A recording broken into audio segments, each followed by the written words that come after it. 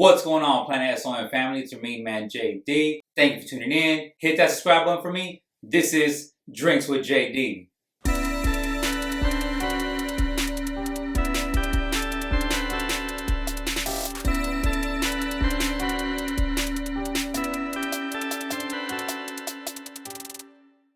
My main man, Jorge G. What's up, bro? Thank you so much for being here, my brother. I Thank you, bro. appreciate you. No, I appreciate you, man. It's been a long time in the making. Because, I mean, we've been talking about this for a while, and I'm just happy that we're finally able to sit down together. Since it's our first time sitting down together, can you please introduce yourself to the Planet S.O.N audience? Can you please let them know who you are, where you're from, and what you do? All right. My name is Jorge Galaz. As far as my music, I go by Jorge G. And I've been doing music since I was 13. I just turned 40, so almost 30 years on and off. But I just picked it up about a couple years ago. And yeah, man, I was born in LA, but I represent San Diego. I've been here since I was 9 years old. There you go. There you go. Okay. Well, you know how you just mentioned, you're from San Diego. What part of San Diego did you grow up in? South Bay, Palm Avenue, Main Street, Chula Vista area, South San Diego. Okay. Also, so we could get to know you better, what schools did you go to? In San Diego, I went to Waters Lincoln Elementary School, which is off Palm Avenue, and my middle school was Hilltop, and my high school was Hilltop. Okay. So I went to Hilltop Middle, Hilltop High School. Okay, that's what I'm talking about. Yeah. Now, what brought you guys to LA when your family moved you guys down here? Okay, so I was born in LA, and my mom moved to TJ like maybe a year right after I was born, and I lived down there for a bit. Oh, wow. But then we had family in LA. She had her sisters and stuff, and we moved back to LA, like Montebello area. Wow. And we lived with them for quite a few years before we moved down here to San Diego. Yeah. So it was, they were there, straight living the dream act. Okay. Yeah. That's what I'm talking about. Okay. Yeah. So you mentioned how, you guys lived in Tijuana as well. Right. Where are your parents from? My mom, she's from Jalisco, Guadalajara. Yeah. And my dad is from Veracruz. Oh, that's amazing. Okay. Now, growing up, did you go visit sometimes? When I was littler, bro, when I was smaller, I did, but I haven't gone in so many years. Okay. I mean, I still go down south, but not deep as where I grew up at. Okay. I mean, where my parents grew up at. Okay, fair enough. Yeah. So what actually brought you guys to San Diego? Like, your parents were just like, you know what, this is a city where we need to be. My dad, he got some work down here. Okay. So when I was 10 years old, we moved down here, and he got some work down here and moved because of his job. Okay, that's what I'm talking about. Okay. Now, growing up in San Diego, besides the music, what else were you interested in? I played a lot of baseball since I was a kid. Played basketball, so I was a lot into sports. And just sports and music was my life as a kid. Okay. So I played baseball since I was probably about 7. Yeah. Basketball since I was about 8. No doubt. And I played that till I was about 15, 16 years old. That's when I quit sports. Okay. Fair enough. Yeah. And then that's when you started just pursuing the music? Well, when I was 15, I started working. Okay. And you were like, yo, I want to go ahead and hustle, and obviously you can't dedicate your time to the sports. Right, exactly, bro. When I was 15, I started working at Subway. Oh, okay. And then I would take my paychecks and use a lot of them to get beats and record my music and then hustle it on the streets. That's what I'm talking about. Okay. Now, after following you and also listening to your music, I know that you're a veteran. Can you speak about that? Yeah, I tried joining the military in my early 20s. Okay. And I wasn't able to get in for a few reasons. So I didn't join the military actually until I was 30 years old. Oh, wow. Okay. I joined the Army National Guard. But it was a pretty active unit. We got deployed. We did the riots. We did the fires. Yeah.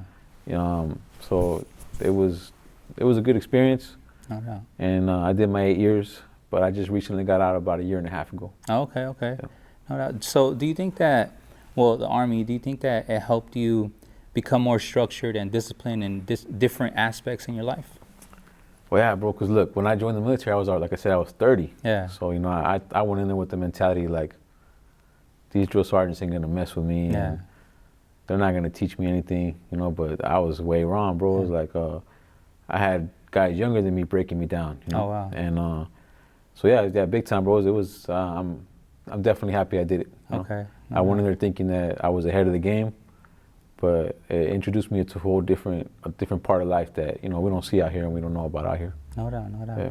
Now, when choosing to go into the National Guard, was there, let's say, a thought of joining active duty? There was, but my unit was active enough. Okay. We kept getting called up for so many things, you know. Fair enough. We did missions in Guatemala. Wow. We were in Saudi Arabia. We were in Qatar. We were in Kuwait. So I felt like we were called up so much, it felt like active duty. No doubt. And I would have stayed in, and I would have gone active, but I had issues with my son growing up. Okay. Every time I left, you know, things happened where I like, you know what, I gotta stay part-time. Of course, of course. Yeah. Yeah, and you know, it's better to, like, let's say, as far as when you compare National Guard Reserve and active duty, the National Guard and Reserve allows you more time with your family, at least, you know, just depending on what you do. Also, would you recommend, let's say, young kids out there watching to join the military? It's not for everybody, like they say. Yeah. But I think if you're determined to really be a patriot, yeah, you know, and really put it down for a country that puts it down for you. Yes. Because a lot of people think that this country, you know, they complain and stuff, but they haven't been around. They don't know this country. You know, it's definitely built on the backs of soldiers and warriors and stuff. So, yeah, if you feel like you love the United States, yeah, put it down. But it's not for everybody. No doubt, no doubt. Yeah. Well, as a fellow veteran myself, that's right. Thank you for your service, my brother. But what service were you in, bro? I was 10-year active duty Air Force. Nice, man. Yeah, all right. That's right. All right, my brother. So let's take it to music. Right. Who were your influences growing up when it comes to music? There's so many. You know, it's broad from Tupac to Nas to Kid Frost to Little Rob to you know, so many different groups. Yes. I was very versatile with it. Yeah. But definitely my favorite is Tupac, the DMX, Exhibit. Then rappers, you know, Mexican rappers like Shadow and Frost, like I mentioned before. But I was all over the place. Yes. To Scarface. No doubt. All over the place, you know, with the music. That's what I'm talking about. As far as the rap went. Yeah. Now, you just mentioned Little Rob, right? Our San Diego legend, right? Right. I know, well, through following you as well, you actually opened up for Little Rob. Right, yeah. And you were posting pictures with him, and you were able to meet him. Yeah. How was that, especially since you just mentioned how he influenced you growing up? A really good experience, bro. Yeah. He was really cool. Took time to chop it up and talk and level down. Yeah. So I was really happy to, you know, share a platform with him that day, and it was definitely a privilege. Yeah, he was down to earth and really cool dude. Okay, that's what I'm talking about. Yeah. Now, one of your albums, right? It's called Street Poetry, yes. Right? Now, is that how you got into writing rhymes? Did you start writing poetry first? Yeah, I sure did. About age 9, I started writing poetry. Wow. About age 9, so that's why I call the company I'm starting to build up is called Street Poet Productions. Okay. So yeah, I definitely started writing poetry as a young kid. What got you into it? I was always attracted to rhymes, you know. Okay. Even when I remember being 6, 7, every time there was anything to do with poetry, I love finding the word that rhymed with the word at the end of the line, you know. No doubt. So I always been into rhymes. That's always been my thing. Okay. Yeah. Now, when, let's say, how you just mentioned how you were 9 years old, right? And you were writing your poets or your poems, and you took them to your family, right? Like, did they encourage you? Like, yeah, man, Jorge, keep writing.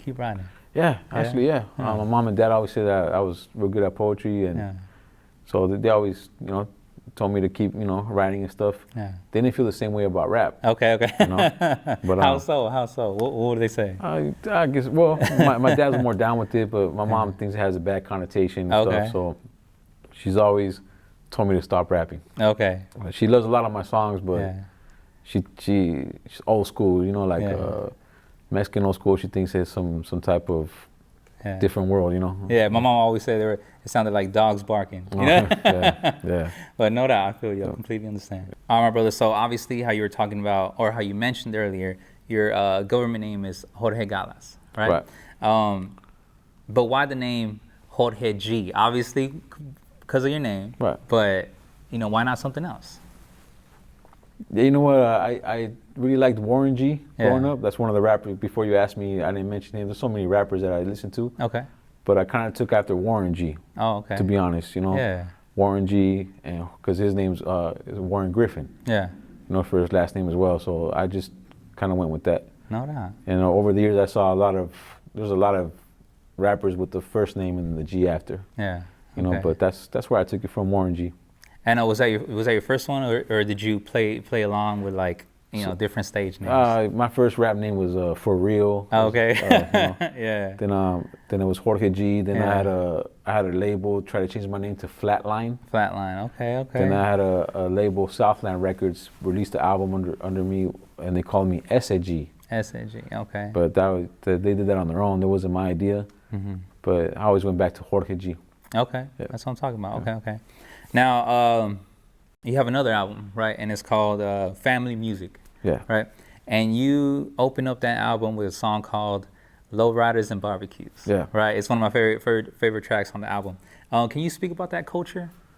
Oh, man, growing up in, the summertime and the low riders come out and the barbecues and, all the homies with their families, it's the best feeling. Exactly. It's the best feeling. It's a good time. It's always positive.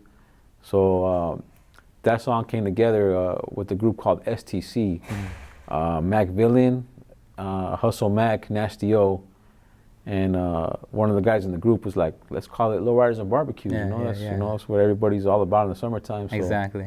That's how it came together, and we threw my homeboy little solo on it. There you go. And it just came together. And we did the video at J Street. Yes. And good family jam, bro. Just good vibes, Yeah, no, it's pretty cool, man. I love listening to it, especially in the summertime, because that's exactly what it is. It's San Diego culture, and it's an amazing vibe to just have around in the barbecue. While you're out there, and especially for us, for San Diegans, like we have that beautiful ocean breeze, and we're blessed with that with nice weather and nice culture. So that's pretty cool, man. Like I said, I just love listening to that specific track whenever I'm barbecuing. Oh, thanks, bro. Yeah, that's a dope album. That's a dope track. Yeah. So, on your album, Family Music, right? The songs really live up to the name of the album, right? Yeah. Because you have individual songs for your grandma, your mother, your wife, and your son. Can you speak on how important it is to just represent your family? Yeah, when I first started rapping, my music sounded different than that. Yeah. And as you get older, you know how it is. You start realizing it's all about family. Yeah. So I took certain situations and just put them into song. And those 3-minute songs take months to write sometimes, and rewrite and edit them and your ideas about them. But to me, it's all about family. Your family has your back, and you got to raise your family, keep your legacy going. So I really wanted to do an album where it just, it stressed how much family is important. No doubt. Even your friends, because a lot of friends are family. So I have a few songs in there too, just talking about how friends are family. So no doubt. Yeah, it's all about familia. No doubt. Now, when your mama or your wife hears something like that, like do they what do they say? What do they say about it? They love it, bro. It's just like a love letter that's stamped in time. They can always listen to it, go back to it, and listen to it. Yeah. Okay, that's what I'm talking about. So you also have a song called When I Met You, and it's dedicated to your son. Right. Now, as a man, why was it important to you to make a song for him? Okay, since he was born, I wanted to make a song for him. But every time I started writing a song for him, it just didn't feel right. Like, this is not the one. This is not the one. Yeah. I actually didn't write that song until I was deployed, and I hadn't seen him for so long. And it was very important for me to leave something for him to listen to while I was gone, or say one day I'm gone forever. Mm-hmm. So that song is a 3-minute song, but it took me about 1.5 years to write it. Wow. And I would rewrite it, and I would scratch out words, and I would take a whole paragraph and scratch it out and do a whole new one. So I wanted to leave words for him that were very meant to be, very timely. I was very strategic with it. Like, what do I want him to remember? What are my words of wisdom as far as what I think I know, that he can listen to when I'm not around? That's right. That's right. So that was my goal, and I wanted to write a song for him since he was a baby. But it didn't really come out until 13 years later, 12, 13 years later. That's what I'm talking about. Yeah. And also, I noticed that you put it on Latin Beats, right. Where you put the music, right? How was that? That's cool. I just hit them up on the email, yeah. you know, and promote on their page, and they got back and just put it on their page, you know, and no doubt. It's, you know, it's worth to promote yourself. You gotta promote yourself and That's invest, right. You know, That's invest right. in yourself. How was the response to the song? You know what, bro? Everyone that I show it to, yeah. A lot of people cry when they listen to that song. You know, yeah. A lot of people, like even my own friends and stuff, they think it's my deepest song. So, they're definitely a good response. You know, it's slowly getting out there, but people that listen to that song, when I met you, they feel it. You know. Mm-hmm. No doubt, no doubt. I feel you, man. On the same album, right? You have a song for your mom, right? And in that song, you also depict the flaws that a son could have, right? You even mentioned how, you know, you came in drunk, you know, and how regardless, no matter what your flaws are, your mama still loves you. Right. You know what I'm saying? But that's an authentic relationship between a mother and son. You know, why did you want to depict a realistic type of relationship other than, let's say, some flowers and sunshine on a track? You know, why did you want to be so vulnerable on the track? Well, on that song, I wanted to give specific situations that I've gone through with my mom, just so she could listen to it and remember those moments, because you know those were pretty intense moments for us. Yes. So I wanted to put things in there that I wanted to apologize for. So I wanted to put specific situations. I'm sorry for this. Yeah. I'm sorry for this. I'm thankful for this. I'm thankful for that. And I wanted to get real specific, but I definitely wanted to put things in there that she, you know, tripped out over the years, because that song came out in that album, but that song actually I put it out 15 years prior. Oh wow. And you know, it just didn't get the play that it should have. Okay. So I re-released it. But I first recorded that song when I was 21. Okay. And then released it again, you know, like 2 years ago. Okay. So almost 20 years later, re-released it, because it's a timeless song. You know, everybody can relate to it with their moms, you know, and exactly how they go through the struggles and stuff like that. Exactly. Yeah. No doubt. No. And you got to be real. I mean, even in Dear Mama by Pac, you know how he even goes, even as a crack fiend, you always been a black queen. Right. You know what I'm saying? So it's like, it's the real, it's a real relationship that us as human beings have, especially with our parents, you know. So I love that song, man. It's pretty cool how you were vulnerable in it, and at least you put your heart into it. So it's pretty dope. Thanks, bro. Yeah, I've made like 5 songs for my mom. Yeah. Over the years. That's what I'm talking about. Yeah, that was only part 2. Okay. I have 5 different parts for that jam. Yeah, that's right. I did notice on the title part 2. Yeah, some are unreleased, and I've released 2 of them only. Okay. Yeah. No doubt. I also noticed that you also rap in Spanish, right? So obviously you do both English and Spanish. But why is it important to you to show your Mexican American side in your art? First, to show that, you know, I'm all the way down with the culture. I was raised here and there, you know. Yeah. My family's all about that, you know. Yeah. And also, there's songs that I have where there's people that don't speak English, that they don't know what I'm saying. So, yeah, I want to do songs where you understand the message, you know. And there's songs that I have that are in Spanish that are similar to songs that I have in English. Yeah. So I don't translate a whole song into Spanish, but I'll do the same theme or the same topic, because I want, you know, the Spanish audience to also listen to my perspective on certain issues. Yes. No doubt. Do you think in the future you'll have a all Spanish album? I've been thinking about that. Maybe not an album, but maybe an EP or something. Maybe 6, 7 songs, you know, all in Spanish. Yeah, no, and it also kind of reminds me of, like, let's say Cypress Hill, you know, where they'll release an English album that they already wrote, and they, you know, they'll release it in Spanish completely. Or let's say even Mr. Shadow did that, you know, one of our San Diego hip hop legends, you know, like he even did that himself. But yeah, it's pretty cool, man, and hopefully you'll be able to release that just to get, I guess, a different perspective. So that's pretty cool, man. Oh yeah, I definitely, you know, reach out to people that don't understand English and listen to my message in Spanish. No doubt, that's what I'm talking about. Yeah. So from listening to your music catalog, right?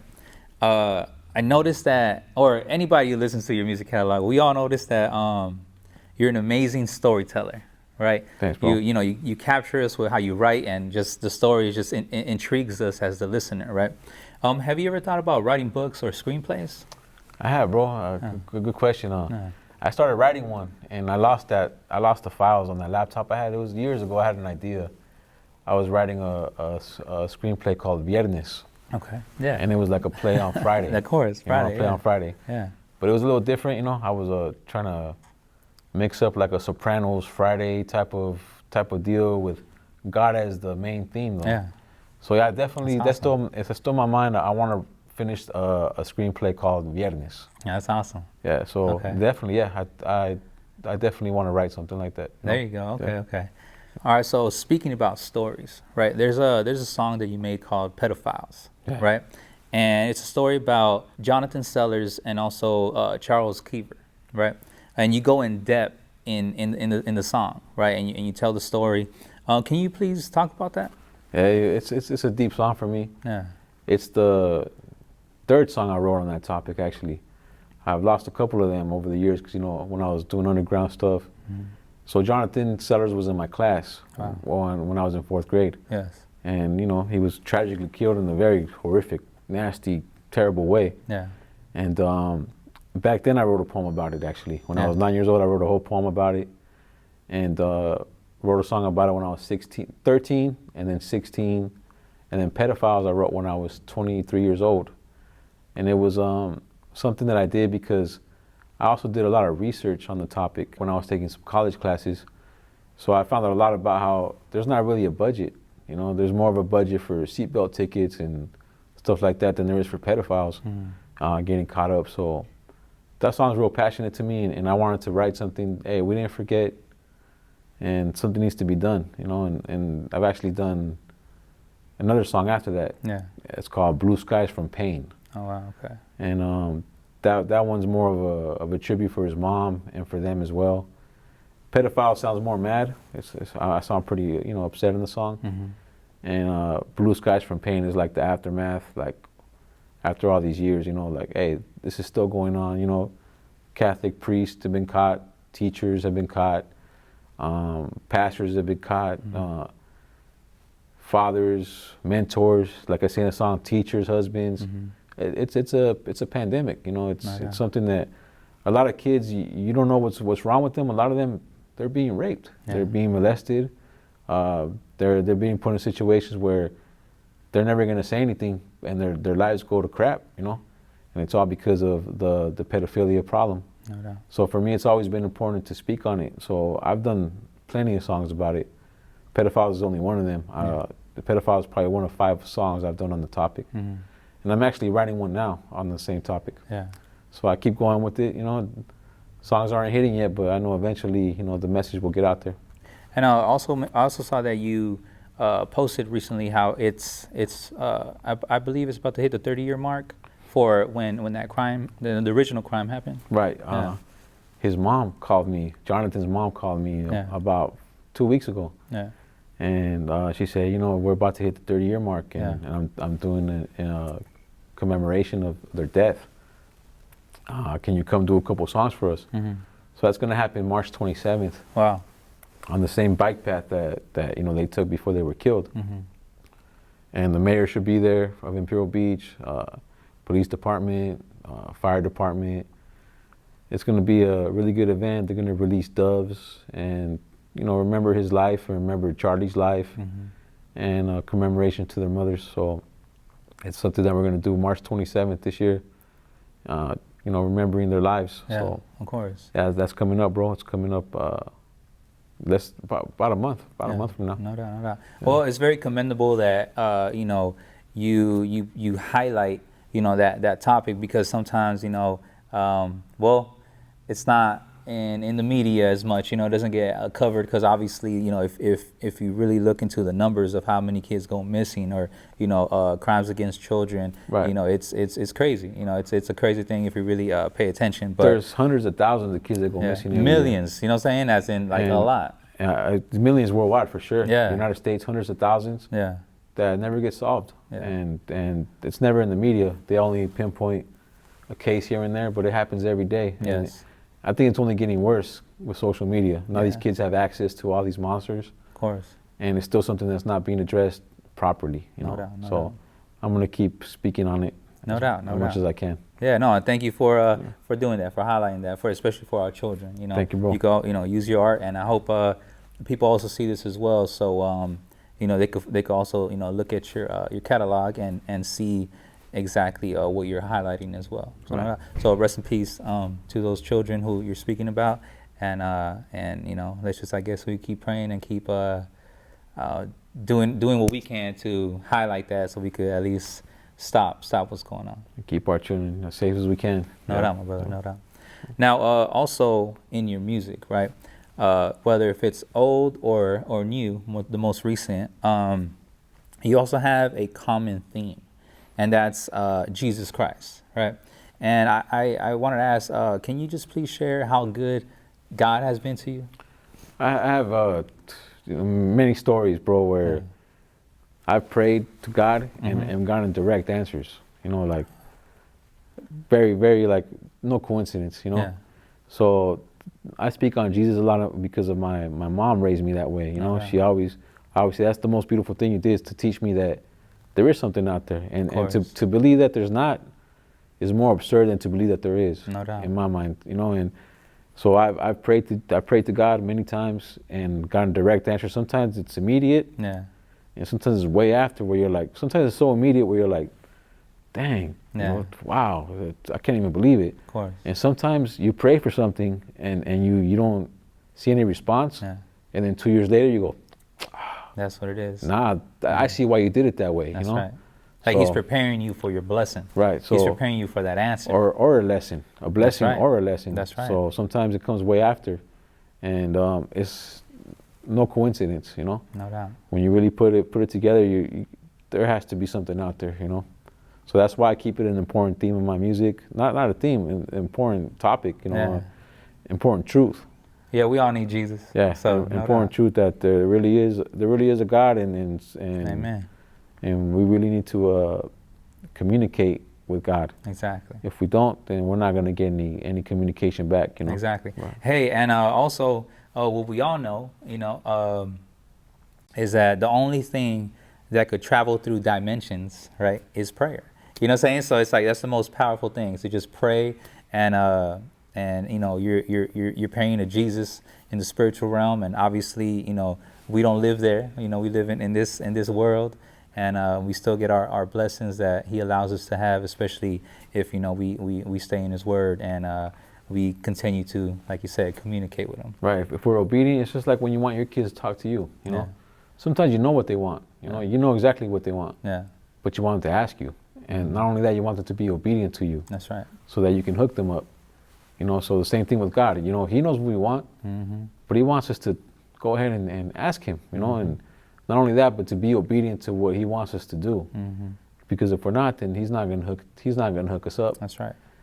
He's gonna save us sometimes. Yeah. Because sometimes we're gonna keep doing what we want to do. Yeah. Because we're human, right? and we're not disciplined sometimes. Exactly. But He's always gonna show you, hey, I'm here. Somehow. Of course. Jesus always loves you, no matter what. Yes, sir. Just have a good relationship with Him, and no one's perfect, but at least let's try to keep walking on the good path. No, definitely. There's been many times in my life, bro, where I've prayed and been like, wow. No doubt. Yeah, I completely understand. Well, hey, God is good, and it's awesome how you continue to highlight Jesus Christ in your music as well. Thank you, bro. No, thanks to my mom and my grandma. Yeah. Shout out to Mama. Shout out to Mama and Grandma. Yeah. No doubt. So what does it mean to you to be an artist from San Diego? Okay, so we have our own culture. We have our own ways. We relate to the same stuff, and I love San Diego and all that. But to me, it's not really about representing the city. And that might sound wrong. Okay. To me, it's more about making quality music, no matter where you're from. But as far as being from San Diego, there's things that we could talk about that nobody else will understand. Like price breakers and palm trees and Lolos on Highland and going to Chicano Park and Cuatro Milpas and stuff like that. Yes. No one else can relate to because they're not here. So So speaking about where you're from, you relate to your people. But music to me is more about making quality music for everybody. But yeah, being from San Diego, there's things that we speak on that, of course, only our people could relate to. You know? No doubt. Yeah. Now, what negative things in San Diego hip hop would you change? There's a lot of talented rappers, bro. Yeah. A lot of talented rappers. They could spit for days. Yeah. But their message is just garbage, you know? Okay. They tell kids they run the city. They tell kids that that they're the OGs in here, but they need to change their message, you know? No doubt. And to, hey, you don't gotta be a rapper or this. You could be a doctor, a teacher, a counselor, you could be a nurse. Mm-hmm. You could be a police officer, you know? That's right. A preacher and all kinds of stuff. Yeah. Veteran, there you go, bro. Yeah. So there's a lot of rappers out there who are influencing kids to just want to smoke weed and stack money, and it's a lie, you know? No doubt. So I would change the message. Okay. For sure, I would change the message from the street, I got girls and money, to my family. No doubt. That's why I did family music. No doubt. Yeah, because before that, I wasn't stressing that as much, and we need to. No doubt. Yeah. That's what I'm talking about. Okay. Now, what positive things in San Diego hip hop would you highlight? There's a lot of rappers, bro, in San Diego putting it down. There's too many to name. I won't even name one because then I'm going to forget some. Yeah. But there's definitely a lot of rappers that are, talking about good things, plenty. Okay. Yeah, you've had a few on your show as well, so. No doubt. Yeah. Okay. All right, my brother. So recently on Valentine's Day, you released your latest single called "Beautiful," right? And I saw that you had it under CalMix Music Group, right? How was it reconnecting with MTO again? It was really fun, bro. I met MTO when I was 18, and he was like 20, 21 or something like that. Yeah. So we're talking over 20 years ago. Of course. And I met him at Price Breakers. Wow. Okay. I was selling one of my albums out there. Yeah. And he just came up to me and said, "Hey man, I'm rapping too. I'm trying to, he had just gotten out of jail and stuff, and I'm trying to get some music together." And back then we did like at least 15 songs. That's a lot of songs. Me and his group. He had a group back then. MTO was originally a group. Yeah. It was him, his brother, and his cousin. And now it's just him. So over the years, I kept in contact with them, and we used to work together back in the day a lot. Yeah. And we ended up fighting like brothers, and we didn't talk for years. Oh man. And then I saw he kept doing it the whole time. 'Cause I quit doing music when I was 24. Okay. A few years after I met him, and he kept going with it. And when he saw that I was doing it again, 2 years ago is when I started doing music again. He reached out and came out to a video shoot, and just, "Hey man, how you been?" And connecting again. We're friends. Squashing it on some grown man stuff. Yeah. And then he said, "Hey, we should work on some stuff." And then I started getting some ideas, and he started getting some ideas, and then I said, we had a specific singer in mind for the song "Beautiful." Yes. But we didn't have a song yet, and we went through some beats, we picked one together, went to the studio, sat down, wrote the song together, and composed it, and rewrote it, and chopped it up, and we got Lucy Lamb to sing the hook on it and everything, and it felt like old times, when we were little youngsters making music, and we're definitely gonna do some more. But this song "Beautiful," it came out really good. Yeah. He came up with the topic, and we just went with it, and it just fell together. Okay, that's what I'm talking about. But yeah, he's someone I've been doing stuff with him for over 20 years. Yeah. Real close with his family and stuff. So, that's what I'm talking about. Definitely someone I'm ready to come with some more stuff with. There you go. There you go. Well, MTO, right? You can also include him in our San Diego legend group, right? Hip hop legends. You also worked with Mr. Shadow before and Mr. Little One, and obviously, to the hip hop world, there are San Diego legends. You know, so how was that? Shadow, I met him when I was 18 as well. Because back then I was really trying to do a lot of music and kick up some dust. Yeah. And I met him through I don't know if you remember Johnny Z. Okay. I remember Johnny Z or no? I do not remember, but yeah, go ahead. I met him one day real randomly, and we started hanging out and going to the Power 106 studios, and one day it just fell together. We did a song together. Yeah. And so I've done some stuff with him. I did a song with Little One. I worked with Night Owl. Didn't do a song with Night Owl, but put some stuff under his label. That's awesome. Rest in peace. Rest in peace. And as far as San Diego rappers go, but in the Chicano game, I've also done stuff with Sleepy Malo. Okay. Lighter Shade of Brown. Wow, yeah. When I was 21 years old, I was on Southland Records with Mr. D. Wow. And he put that together. We did a song called Hold On Me. There you go. It's a Smokey Robinson sample, and I was honored, you know. So I've definitely, you know, when I was really starting to work with some legends at a young age, but I quit music all the way when I was 24, and I always wonder, you know, what could have happened. Right, yeah. You know, but I'm doing it now, so yeah. So you good. Yeah. Well, how about this? Now that it's, you know, in the future now, I guess you could say, right? You know, after 24, then you're continuing your music career. Who do you want to work with right now? I want to do another song with Shadow. Okay. I want to do another song with Sleepy Malo. I've done a few with him. My homeboy Lil Solo. But besides that, bro, I just take it one song at a time and think, well, okay, who might be good on this?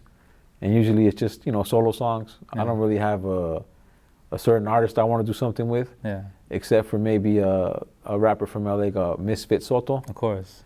He's amazing. He's amazing. Oh, you know what?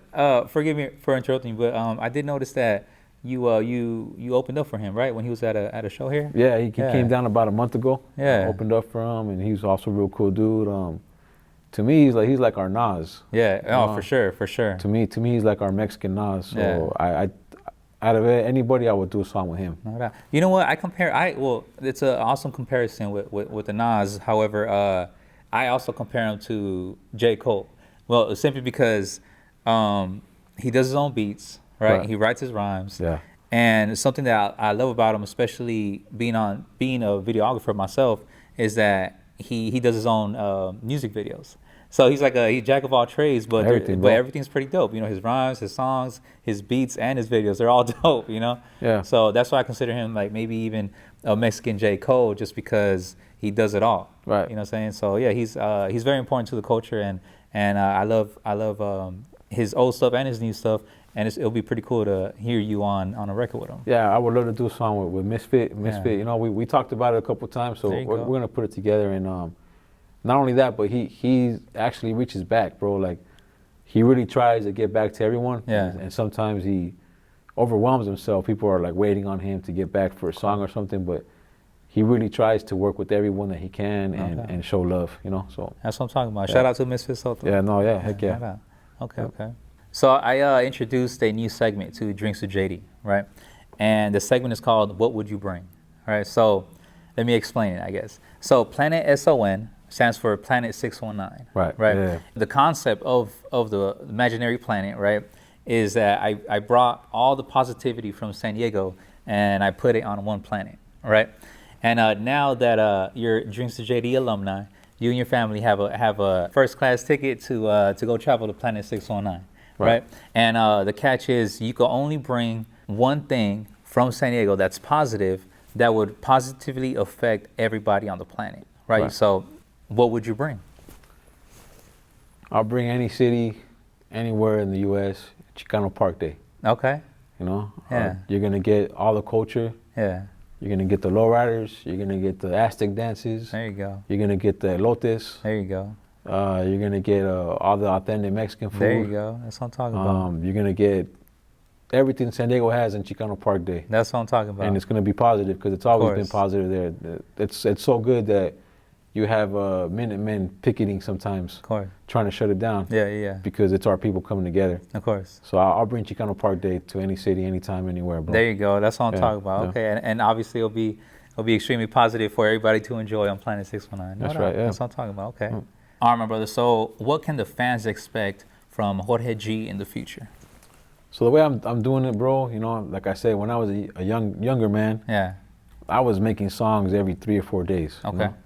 Now I'm doing songs just as they come, as I feel them. You know, sometimes they come out of nowhere.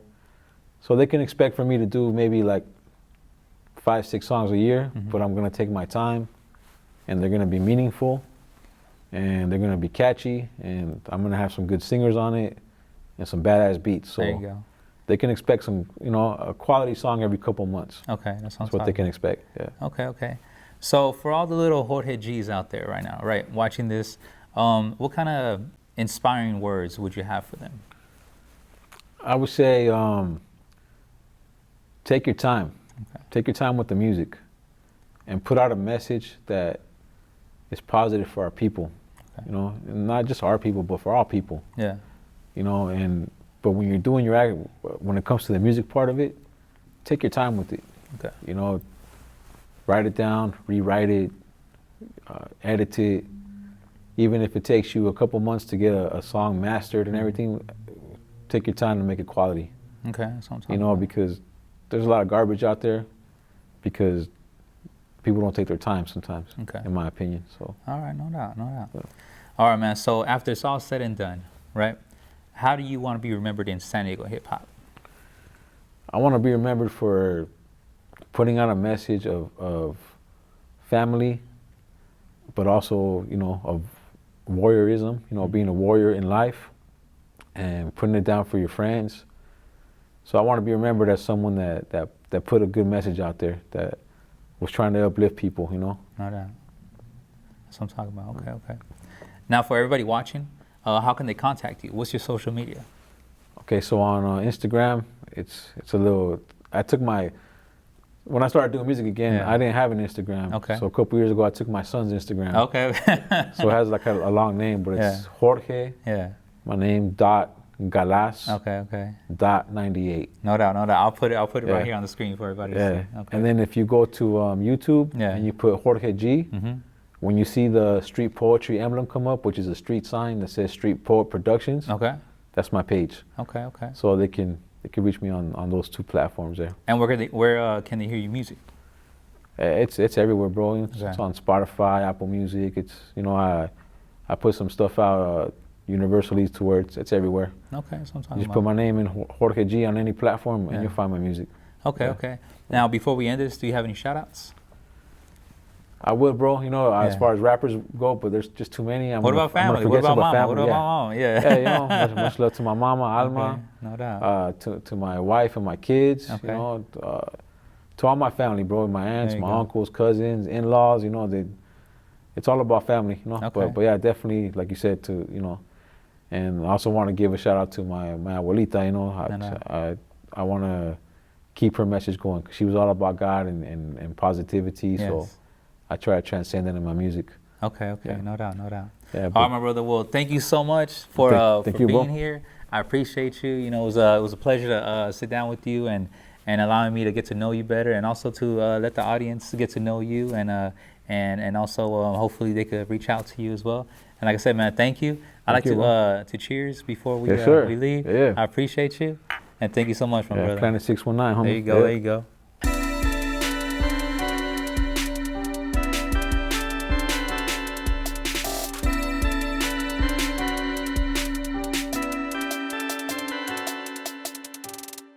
Daygo.